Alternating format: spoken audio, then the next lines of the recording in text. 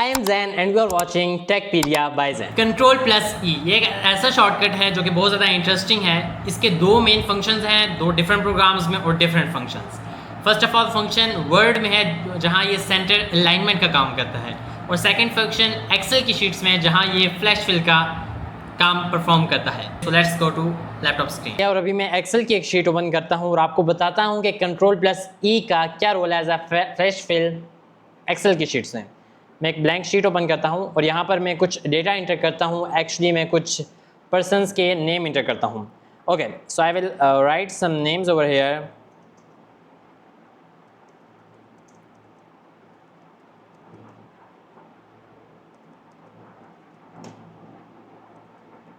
Okay,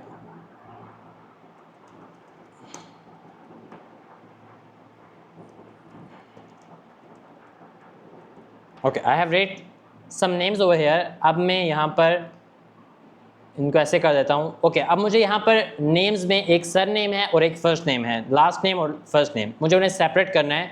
तो मैं first one जो नंबर है मेरे पास, फर्स्ट नेम जो डेटा है उसके आगे मैं उसका फर्स्ट नेम खुद इंटर करूँगा मैनुअली, और उसके बाद सेकंड डॉक्यूमेंट में सेकंड कॉलम में मैं उसका लास्ट नेम या सर नेम इंटर करूँगा। और उसके बाद मैं ऐसा करूँगा कि मैं इन्हें शिफ्ट दबा के नीचे ड्रैग करूँगा जहाँ तक भी मुझे फ़र्स्ट नेम सेपरेट जाएंगे, और उसके बाद Ctrl+E क्लिक करूँगा तो मेरे पास जितने भी फ़र्स्ट नेम है वो यहाँ पर आ जाएंगे। इसी तरह मैं सेकंड में भी इसी तरह ड्रैग करूँगा और उसके बाद मैं Ctrl+E जैसे इंटर करूँगा तो फ्लैश फिल हो जाएगा और सारा डेटा मेरे पास जो second. Okay, I will click on this. Okay, so इस तरह मेरे पास सारा डेटा यहाँ पर आ जाएगा, जितने भी आप फर्स्ट नेम और लास्ट नेम सेपरेटली आ जाएंगे। सो इन दिस वे आप Ctrl+E का यूज़ करके एक्सेल में फ्लैश फिल का यूज़ कर सकते हैं by using this thing. I hope so you like this tutorial. Thank you for watching. If you find this video helpful, don't forget to like, share and subscribe our channel for more such videos.